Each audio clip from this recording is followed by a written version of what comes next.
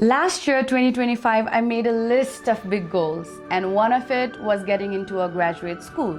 I told myself that this is the year. So I applied to just 3 universities, Oxford, LSE, and an Erasmus program, and then I just waited. I did not build a real system. I didn't have any plans to take my GRE exam, and I applied to these universities as a tick-off to my goal of getting into a graduate school. Then I realized something. A to-do list can help you finish those tasks, but it won't help you learn from the process and transform your life.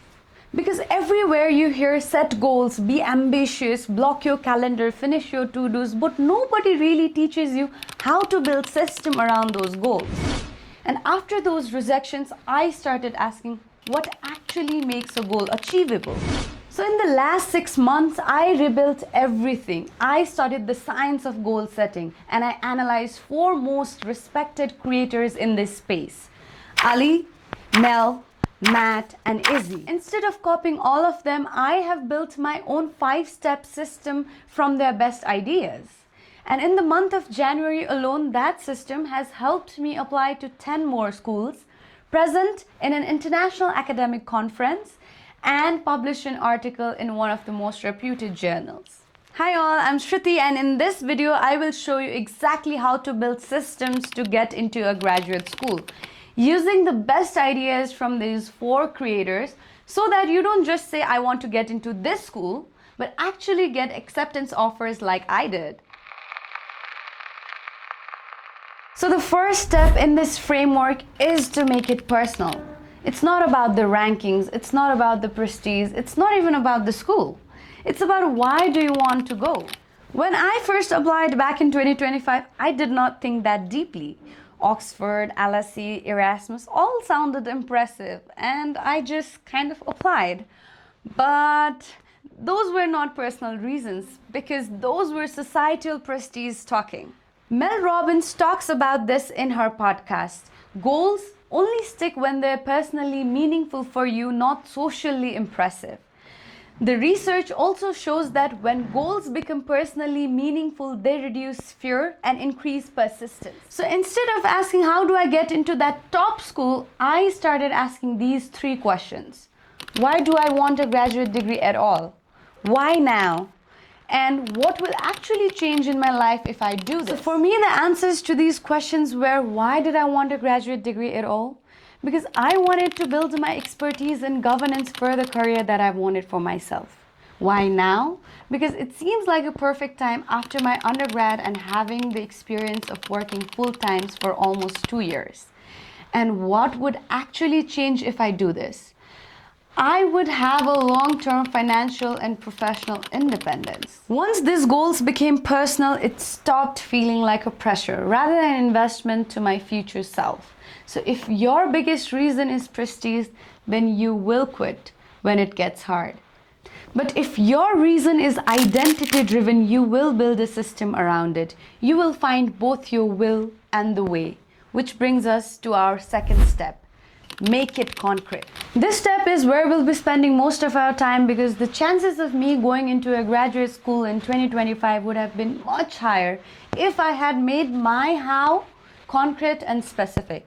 Instead of being stubborn and saying, I want to go to a grad school this year, I should have asked which subject exactly, which countries, which schools would fit my academic profile, how much GRE score would I realistically need, how many applications would maximize my chances, and how long all of this process will take. But I skipped all of these questions. I had a goal, and I had a to-do list to apply to these 3 universities, but no system. And I failed. Mel Robbins differentiates between will and the way. The will is your why. The way is your how. Without the way, without the why, your goals are just dreams. So the second time, I built the way, the how. I researched over 50 plus universities and opened an Excel creating trackers and filtering 30 universities, tracking their deadlines, scholarship options, SOP prompts, GRE requirements, and application fees. Then I built a 4-month GRE preparation plan using GregMath's courses. For those of you who don't know GregMath, it is the most popular and affordable test preparation toolkit that you'll find in the internet. I also tracked my scores from the mock test in the Excel. I blocked study hours in my Google Calendar, and SOP, not one version, almost 30 of them. Dr. Izzy talks about goal specificity, clear input and clear output. Not just prepare for the GRE, but rather study 2 hours every day.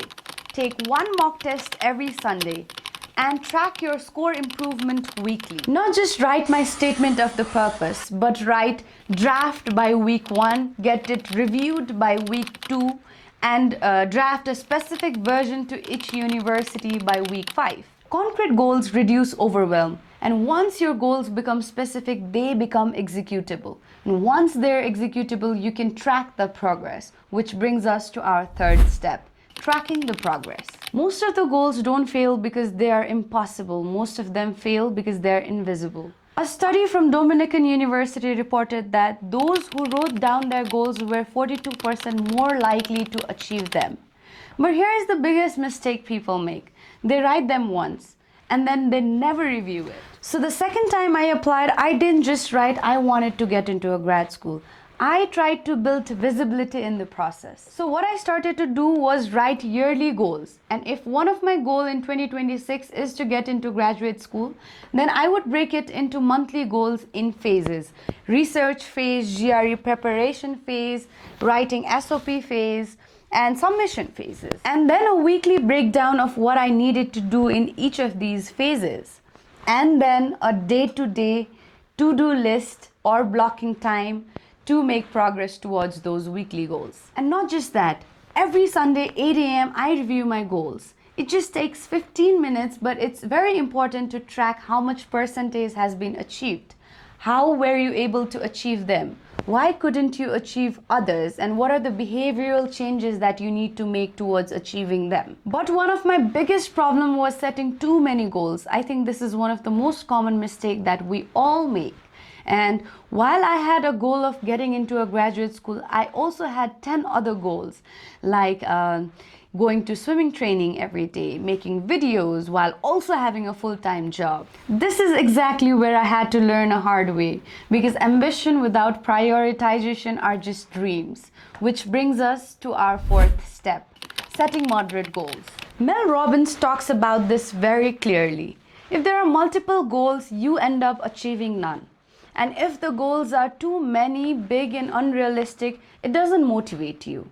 It damages your self-esteem. Research also shows that setting realistic and moderate goals, like losing 2 to 4 pounds a month rather than 10 pounds a month, will lead to a better long-term progress. And same applies for the grad school. Instead of saying, I want to get into MIT, Harvard, and Princeton, start reframing it to, I will submit 10 applications, strong applications. I will review my SOP and customize it according to university every 2 weeks. I will improve my GRE score by 5 points.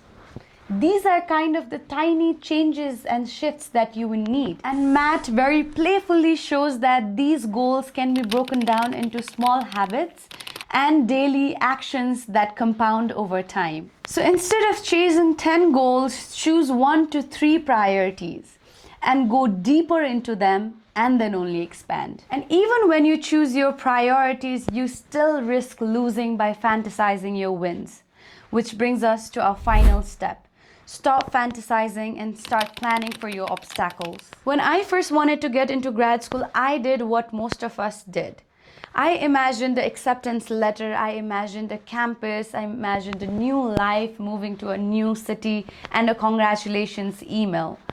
I did all of that, and for a moment it felt amazing. But here is the problem with this. Research in psychology shows that when you vividly imagine your goals, your brain might experience partial rewards, which can actually cause the motivation to go down. To avoid this, Ali talks about a very interesting concept: mental contrasting. It's the WHOOP method. So what does this WHOOP method gives us is a framework. If your wish is to get into grad school and the outcome is to start a new life by moving to a different country, you should also plan for the obstacles. The obstacles can be, I will be too exhausted after work to study. I cannot focus on my GRE after 2 hours. And I will procrastinate to do my SOP. And the planning for these obstacles can be, I will study 1 hour before work and study most on the weekends. I will try to concentrate 25 minutes on my GRE preparation, take 10 minutes break and get back again. If I procrastinate on my SOP, I will try to draft my SOP and send it to a friend or a mentor to be reviewed by Friday and let them know that I'm going to send them. Because getting into that graduate school is not blocked by how intelligent you are. It is blocked by the obstacles that you didn't plan ahead. So don't just imagine the finish line. Imagine the frictions, build systems around it, and that's where the real shift that happens. But here is the most interesting irony about goals. The point of goals isn't just to make achievements, it's to make transformations. We think that the satisfaction will come when we see acceptance letter when we move to a different country and when we see congratulations. But tell me really, how long does that feeling last?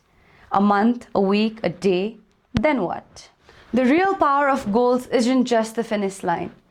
It's who you become in the process towards achieving it. And for me, graduate school wasn't just about an offer. It forced me to build systems, prioritize deeply, track the progress honestly, plan for the obstacles, and show up every day. And those skills, they do not expire after admission. Life is hard, but it gets harder when you're drifting without direction. So set a goal. Don't be obsessed over the outcome. Be obsessed over becoming the kind of person who can handle that outcome. Because at the end, the school might change, the country might change, the phase of your life might change, but the discipline that you held and the resilience that you carried, that stays. And that's the real acceptance letter. So enjoy the process of applying to a graduate school, hopefully. And thank you for watching.